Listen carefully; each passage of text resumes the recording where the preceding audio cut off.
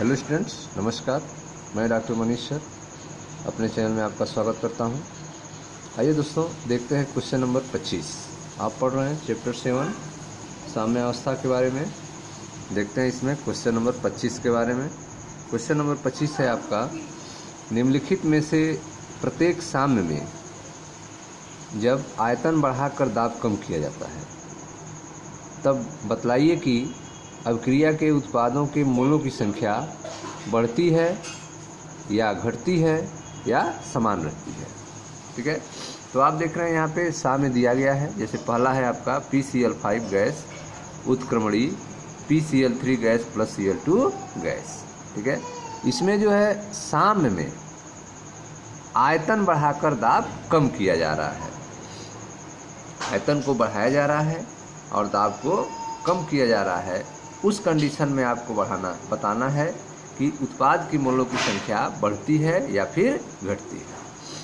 ठीक है, तो इस पहले वाले में आप देख रहे हैं कि अभिकारक में PCl5 1 मोल है और उत्पाद में 2 मोल बन रहे हैं, एक PCl3 के और एक Cl2 के। ठीक है, तो लासातेलिए के नियम अनुसार दाब में कमी करने पर, ठीक है, दाब कम कर रहे हैं, आप दाब कम कर रहे हैं और आयतन को बढ़ा रहे हैं, तो दाब में कमी करने पर उत्पादों के मोलों की संख्या बढ़ेगी। ठीक है, दाब में कमी करने पर उत्पादों के मोलों की संख्या बढ़ेगी और अग्र अभिक्रिया में होगी। अभिक्रिया किधर जाएगी? अग्र अभिक्रिया में होगी, जब दाब में कमी किया जाएगा तब। ठीक है, तो इसमें जो है इस अभिक्रिया में दाब में कमी करने पर उत्पादों के मोलों की संख्या बढ़ेगी और अभिक्रिया अग्र दिशा में होगी। सेकेंड वाले में देखें तो इसमें आप देख रहे हैं कि अभिकारक के 2 मोल हैं और उत्पाद के 1 मोल बन रहा है। इस अभिक्रिया में अगर दाब की कमी की जाए तो उत्पादों की मोलों की संख्या घटती है।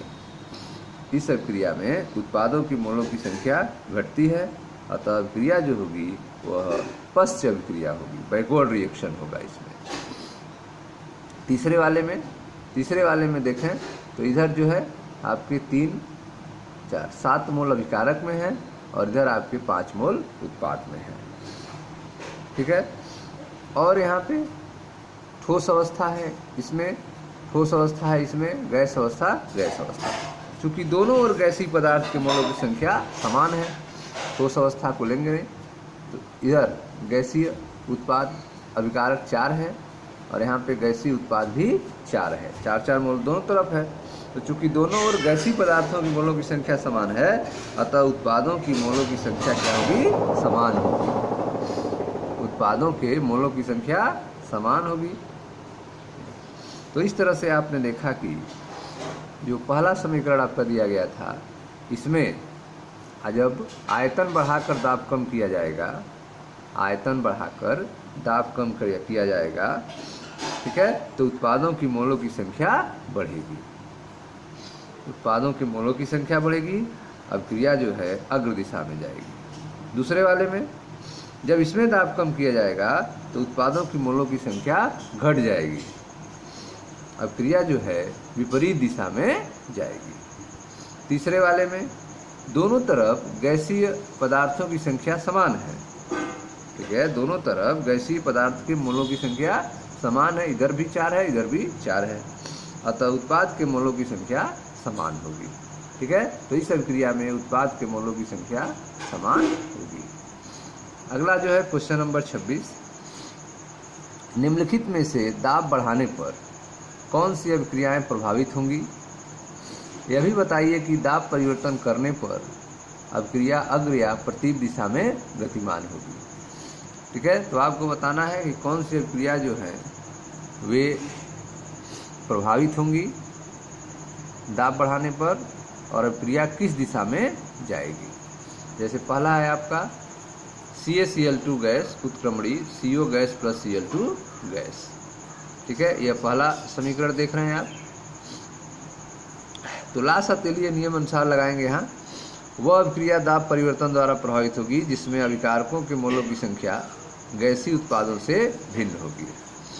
जिसमें अभिकारकों की मोलों की संख्या जो है गैसीय उत्पादों से भिन्न होगी, वह अभिक्रिया जो है दाब परिवर्तन द्वारा प्रभावित होगी। जैसे अभिक्रिया फर्स्ट में आप देखें, ठीक है, इसमें जो है अभिकारक के मोलों की संख्या 1 है और गैसीय उत्पादों की मोलों की संख्या 2 है। अभिकारक के मोलों की संख्या 1 है यहाँ पर और गैसीय उत्पाद के मोलों की संख्या कितनी है? 2 है। तो यह अभिक्रिया जो है प्रभावित होगी। यहाँ पे आप देखें, अभिकारक के मोलों की संख्या 2 है, उत्पाद के मोलों की संख्या 2 है, यह प्रभावित नहीं होगी। फिर इसमें देखें, अभिकारक के मोलों की संख्या 1 है, उत्पाद के मोलों की संख्या 2 है, तो यह भी प्रभावित होगी। चौथा देखते हैं, अभिकारक के मोलों की संख्या 2 है और 3 है और उत्पाद के मोलों की संख्या 1 है, यह भी प्रभावित होगी। पांचवा देखते हैं, अभिकारक के मोलों की संख्या 1, ठीक है, यहाँ पर गैसीय अवस्था में उत्पाद 1 है, तो यह भी आपका प्रभावित होगा। छठवां हम देखते हैं, इसमें अभिकारक के मोलों की संख्या गैसीय अवस्था में 4 है, यहाँ पर भी है, 9 हो गए, इधर भी आप देख रहे हैं गैसीय अवस्था है, अतः यह भी प्रभावित होगी। तो लासातेलिए के नियम के अनुसार अभिक्रिया जो है दाब परिवर्तन द्वारा प्रभावित होगी, जिसमें अभिकारक के मोलों की संख्या गैसीय उत्पादों से भिन्न होगी।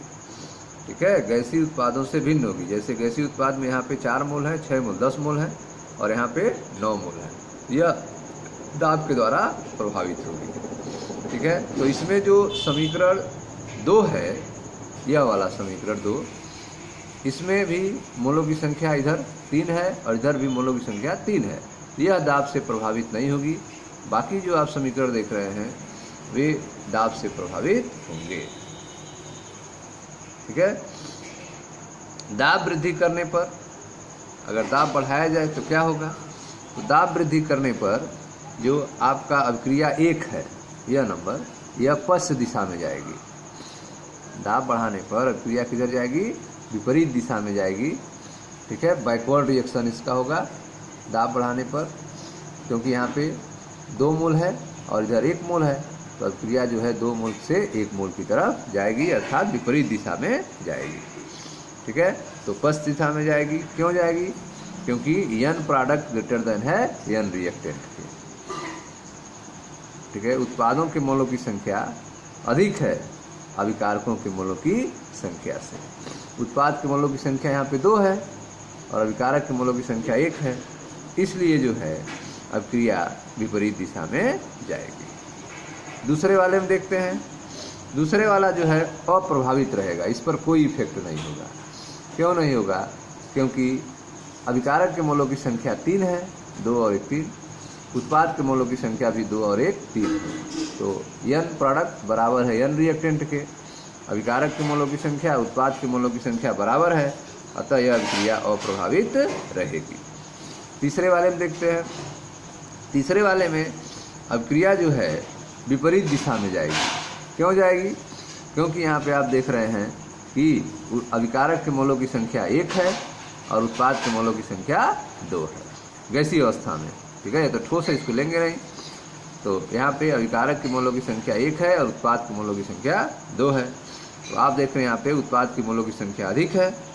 ठीक है, NP ग्रेटर देन NR है, अतः अभिक्रिया जो है विपरीत दिशा में जाएगी, पश्च दिशा में जाएगी। चौथा देखते हैं, चौथा में देखें तो यहाँ पे अभिकारक के मोलों की संख्या 2 और 1 3 है और उत्पाद के मोलों की संख्या 1 है। ठीक है, तो यहाँ पर जो रिएक्टेंट है उसके मोलों की संख्या अधिक है, अभिकारक के मोलों की संख्या अधिक है और उत्पाद के मोलों की संख्या कम है, अतः इस अभिक्रिया जो है यह अग्र दिशा में जाएगी। अभिक्रिया किधर जाएगी? फॉरवर्ड डायरेक्शन में जाएगी, अग्र दिशा में जाएगी। क्यों जाएगी? क्योंकि यन प्रोडक्ट जो है वह लेस देन है यन रिएक्टेंट के। ठीक है, अभिकारक के मोलों की संख्या अधिक है उत्पाद के मोलों की संख्या से, इसलिए अभिक्रिया जो है अग्र दिशा में जाएगी। यह जो पांचवा देख रहे हैं आप, इसमें जो है यहाँ पे उत्पाद के मोलों की संख्या अधिक है। ठीक है, तो इस अभिक्रिया में यह अभिक्रिया जो है पश्च दिशा में जाएगी। यन प्रोडक्ट ग्रेटर देन यन रिएक्टेंट है, यहाँ पर प्रोडक्ट के मोलों की संख्या रिएक्टेंट के मोलों की संख्या से अधिक है, उत्पाद के मोलों की संख्या अभिकारक के मोलों की संख्या से अधिक है, अतः अभिक्रिया जो होगी वह अग्र दिशा में जाएगी। ठीक है, तो यह पांचवा जो अभिक्रिया जो है किधर जाएगी, विपरीत दिशा में जाएगी। ठीक है, यह गैस जो है गैस अवस्था में है, यह ठोस अवस्था में दोनों है, तो उत्पाद के मोलों की संख्या अधिक है अभिकारक के मोलों की संख्या से, अतः अभिक्रिया जो है बैकवर्ड डायरेक्शन में जाएगी, पश्चिम दिशा में जाएगी। छठवां देखते हैं। छठवां में आप देख रहे हैं कि यहाँ पे 4 और 5 9 मोल है अभिकारक में और उत्पाद में 10 मोल है, 6 4 10 मोल है। ठीक है, तो यहाँ पे उत्पाद के मोलों की संख्या अधिक है अभिकारक के मोलों की संख्या से। जब उत्पाद के मोलों की संख्या अधिक है अभिकारक के मोलों की संख्या से, तो अभिक्रिया जो है बैकवर्ड डायरेक्शन में जाएगी, पश्चिम दिशा में जाएगी। NP ग्रेटर देन है NR से, N प्रोडक्ट ग्रेटर देन है N रिएक्टेंट से, तो अभिक्रिया किधर जाएगी, पश्चिम दिशा में जाएगी, बैकवर्ड डायरेक्शन में अभिक्रिया जाएगी। ठीक है, तो इस तरह से आपने देखा कि लासातेलिए के नियम के अनुसार अभिक्रिया जो है दाब परिवर्तन द्वारा प्रभावित होती है, जिसमें अभिकारक के मोलों की संख्या गैसीय उत्पादों से भिन्न होगी। ठीक है, अभिकारक के मोलों की संख्या गैसीय उत्पादों से भिन्न होगी, उसमें परिवर्तन होगा और अभिक्रिया निर्भर करेगी N प्रोडक्ट ग्रेटर देन है NR। ठीक है, अगर उत्पादों की मोलों की संख्या अभिकारक के मोलों की संख्या से अधिक होगी तो अभिक्रिया पश्चिम दिशा में जाएगी, और यदि अभिकारक के मोलों की संख्या उत्पादों के मोलों की संख्या से अधिक होगी तो अभिक्रिया अग्र दिशा में जाएगी। अब आते हैं क्वेश्चन नंबर 27 नंबर पे। 27 नंबर प्रश्न कह रहा है, निम्नलिखित अभिक्रिया के लिए 1024 केल्विन पर साम स्थिरांक 1.6 × 10⁵ है। H2 gas plus Br2 gas उत्क्रमणीय 2HBr गैस। यदि HBr के 10 बार सील युक्त पात्र में डाले जाएं, तब सभी गैसों के 1024 केल्विन पर साम्य दाब ज्ञात कीजिए। ठीक है, तो इस अभिक्रिया में आपको साम्य दाब निकालना है। समीकरण दिया हुआ है, साम्य दाब कितना होगा, यहाँ पे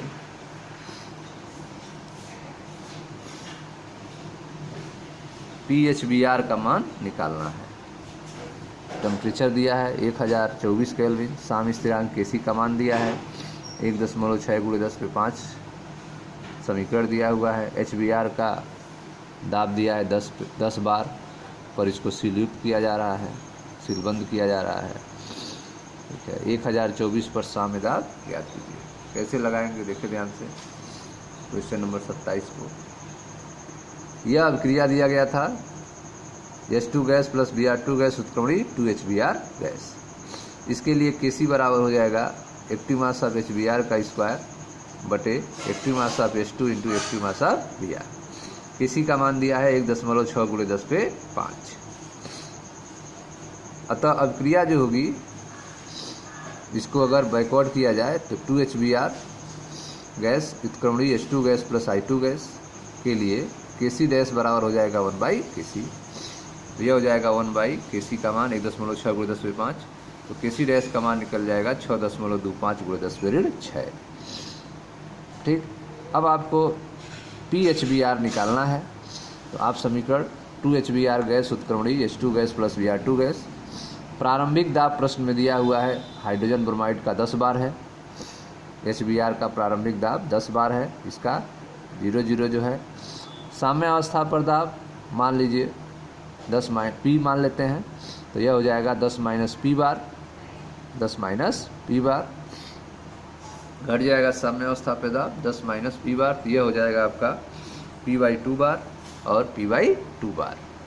ठीक है, हाइड्रोजन का P/2 हो जाएगा, ब्रोमीन का P/2 हो जाएगा, और HBr का आपने P माना है तो 10 - P बार हो गया। अब द्रव्य अनुपातिक क्रिया के नियम से Kp बराबर क्या होगा, तो Kp बराबर होगा आपका PH2 इंटू PBr2 बटे PHBr का स्क्वायर। ठीक है, यह Kp बराबर हो जाएगा Kp बराबर PH2 इंटू PBr2 अपान PHBr का स्क्वायर। मान रखें Kp का मान 6.25 × 10⁻⁶, 6.25 × 10⁻⁶, यह हो गया आपका। उसके बाद PH2 का मान P/2 PbR2 का मान p/2 और PHbR का मान 10 माइनस p का स्क्वायर। ठीक, अब दोनों तरफ का वर्गमूल लें, इसको सॉल्व करके मान निकालें। तो जब आप दोनों तरफ का वर्गमूल लेंगे तो यह हो जाएगा आपका 6.25 × 10⁻6 का वर्गमूल होगा 2.5 × 10⁻3 और इधर का वर्गमूल आप लोगे तो p/2 का वर्गमूल p/2 हो जाएगा। 10 माइनस p स्क्वायर का वर्गमूल हो जाएगा 10 माइनस p।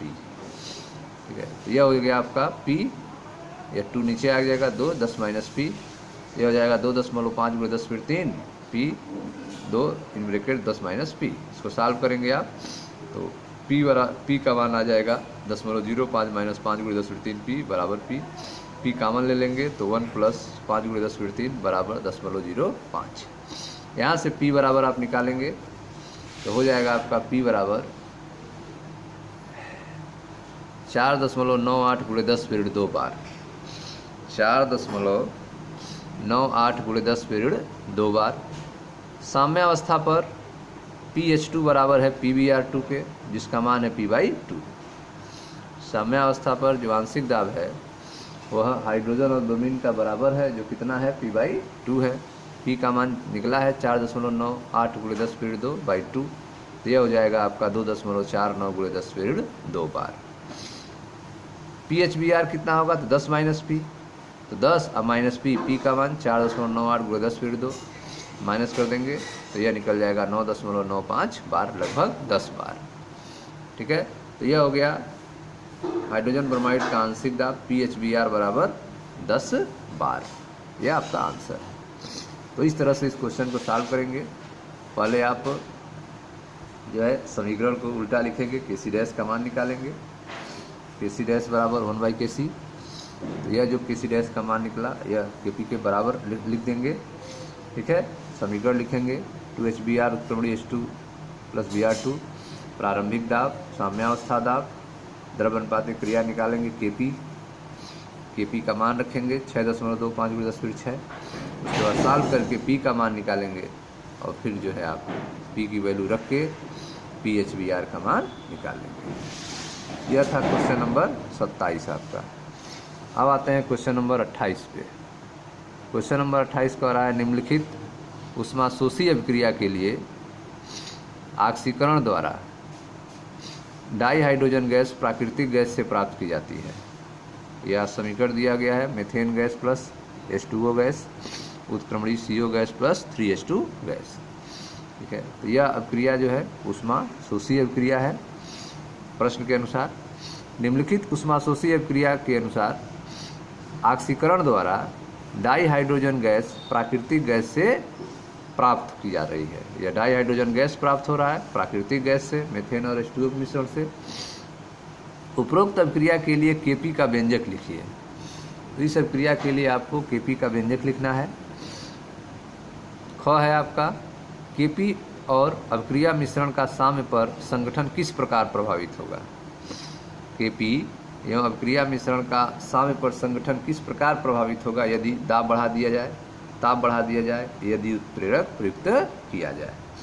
ठीक है, तो यह आपको बताना है।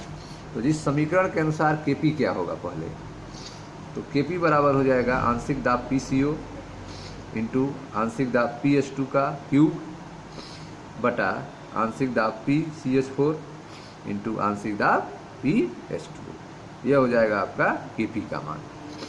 ठीक है, तो अभिक्रिया के लिए Kp का मान क्या होगा, तो आप इस अभिक्रिया के लिए Kp का मान लिखेंगे कि Kp बराबर आंशिक दाब PCO इंटू आंशिक दाब PH2 का क्यूब अपान आंशिक दाब PCH4 इंटू आंशिक दाब PH2।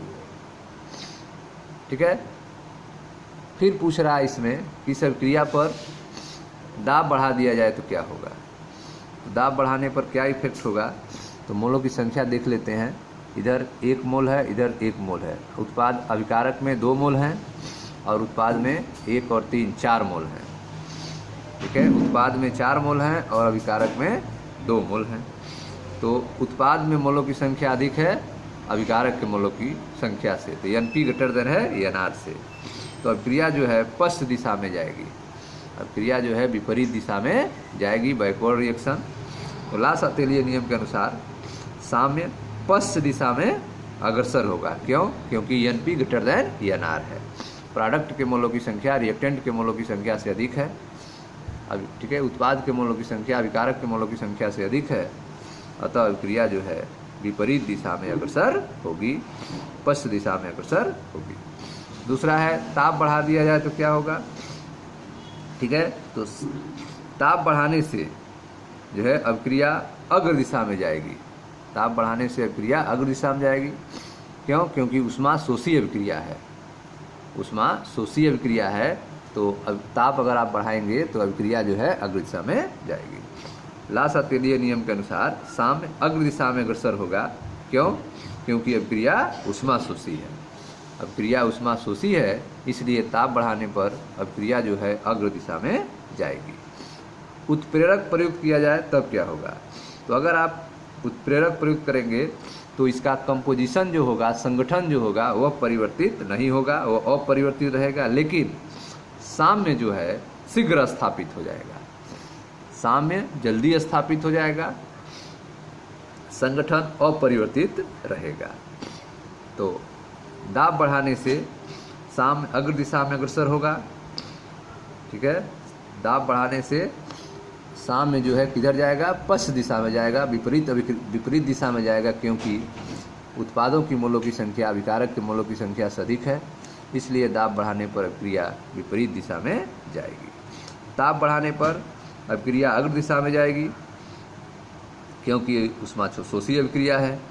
उत्प्रेरक बढ़ाने से संगठन अपरिवर्तित रहेगा, लेकिन साम्य शीघ्र स्थापित हो जाएगा। ठीक है,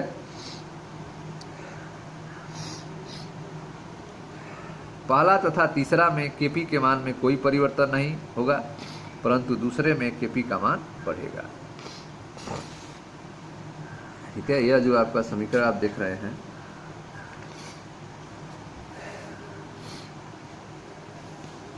समीकरण नंबर 29 देखें, सवाल नंबर 29।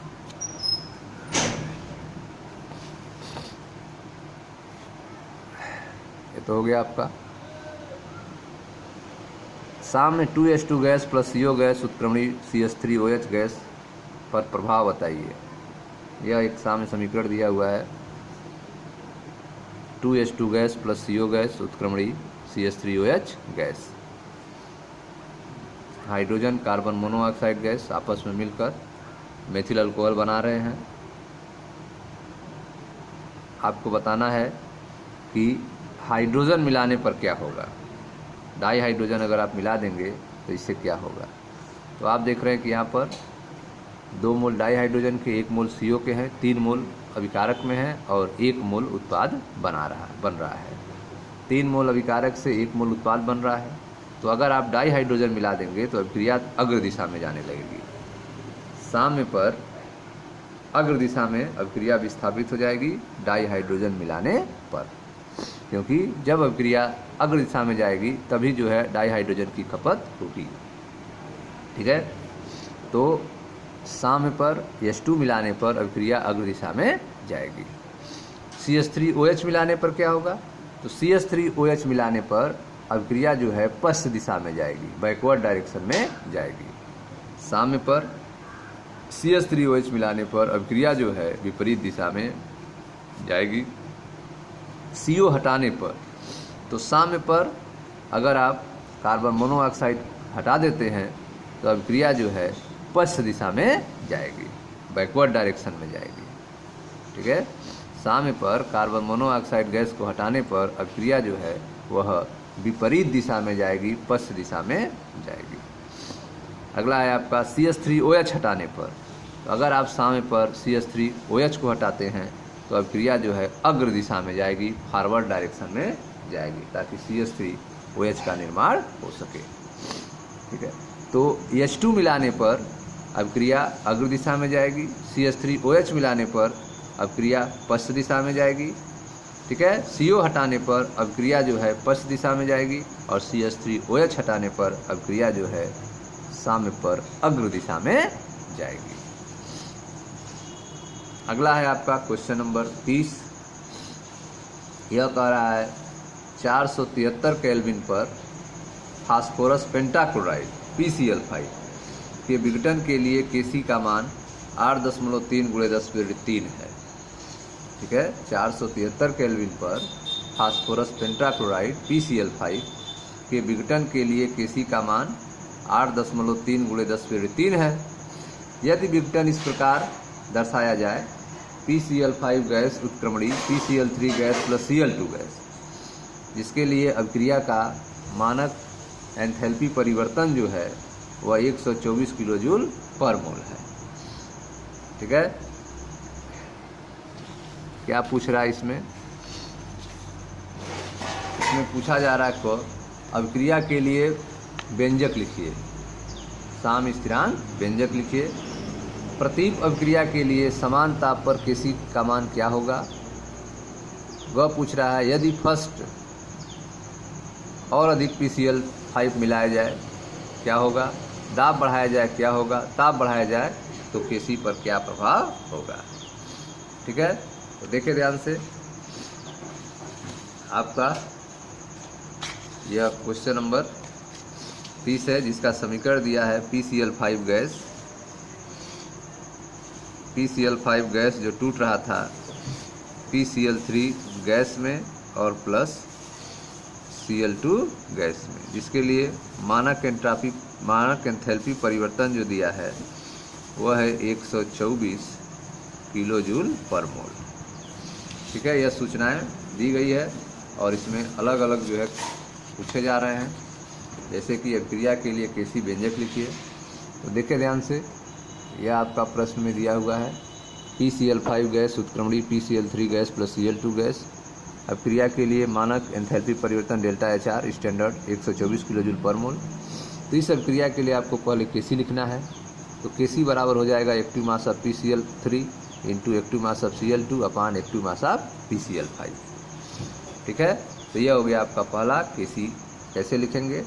तो PCl3 की मोलर सांद्रता इंटू Cl2 की मोलर सांद्रता अपॉन PCl5 की मोलर सांद्रता। Kc डैश बराबर 1/Kc। ठीक है, दूसरा इसमें पूछ रहा है कि प्रतीप अभिक्रिया के लिए Kc का मान क्या होगा, विपरीत अभिक्रिया के लिए। विपरीत अभिक्रिया के लिए Kc डैश बराबर 1/Kc होता है। Kc का मान प्रश्न में दिया हुआ है, तो Kc डैश बराबर 1/Kc, तो 1/Kc का मान रख दें 8.3 × 10⁻³, यह हो जाएगा 120.48। यह विपरीत अभिक्रिया के लिए Kc डैश का मान हो गया 120.48। फिर इसमें पूछ रहा है कि स्थिर ताप पर PCl5 मिलाएं तो क्या होगा। तो स्थिर ताप पर PCl5 के मिलाने पर Kc का मान प्रभावित नहीं होता है। ठीक है, स्थिर ताप पर अगर आप PCl5 मिलाएंगे तो Kc के मान प्रभावित नहीं होता है, अतः Kc अपरिवर्तित रहेगा, Kc नहीं बदलेगा। स्थिर ताप पर PCl5 के मिलाने पर Kc का मान जो है प्रभावित नहीं होता है, अतः Kc अपरिवर्तित रहेगा। दूसरा अगला पूछ रहा है इसमें। ठीक है, दाब बढ़ाने पर क्या होगा? तो दाब बढ़ाने पर Kc का मान अपरिवर्तित रहेगा। दाब बढ़ाने पर भी Kc का मान जो है अपरिवर्तित रहेगा। तीसरा है ताप बढ़ाया जाए तो क्या होगा? तो तापक्रम बढ़ाने पर अग्र अभिक्रिया संपन्न होगी। टेम्परेचर बढ़ाने पर अभिक्रिया जो होगी वह अग्र दिशा में संपन्न होगी। तापक्रम बढ़ाने पर अग्र अभिक्रिया संपन्न होगी, क्योंकि अभिक्रिया ऊष्मा शोषी है। अभिक्रिया ऊष्मा शोषी है, अतः Kc बराबर Kf/Kb। Kc बराबर Kf/Kb। ताप में वृद्धि करने पर Kf का मान बढ़ेगा, अतः Kc का मान ताप बढ़ाने पर बढ़ेगा। ठीक है, तो ताप बढ़ाने पर अभिक्रिया जो होगी वह अग्र दिशा में संपन्न होगी, क्योंकि अभिक्रिया ऊष्मा शोषी है। Kc बराबर Kf/Kb होता है। ताप में वृद्धि करने पर Kf का मान बढ़ेगा, अतः Kc का मान ताप बढ़ाने पर बढ़ेगा। ठीक है, तो आपने देखा कि दाब बढ़ाने पर जो है स्थिर ताप पर PCl5 के मिलाने पर Kc का मान प्रभावित नहीं होता है, अतः Kc अपरिवर्तित रहेगा। ठीक है, दूसरे कंडीशन में भी Kc का मान अपरिवर्तित रहेगा दाब बढ़ाने पर, लेकिन ताप बढ़ाने पर Kc का मान बढ़ेगा। और क्रिया जो होगी वह अग्र दिशा में संपन्न होगी। अब है आपका क्वेश्चन नंबर 31। क्वेश्चन नंबर 31 कह रहा है कि हाबर विधि में, इसको नेक्स्ट वीडियो में देखते हैं। Thank you.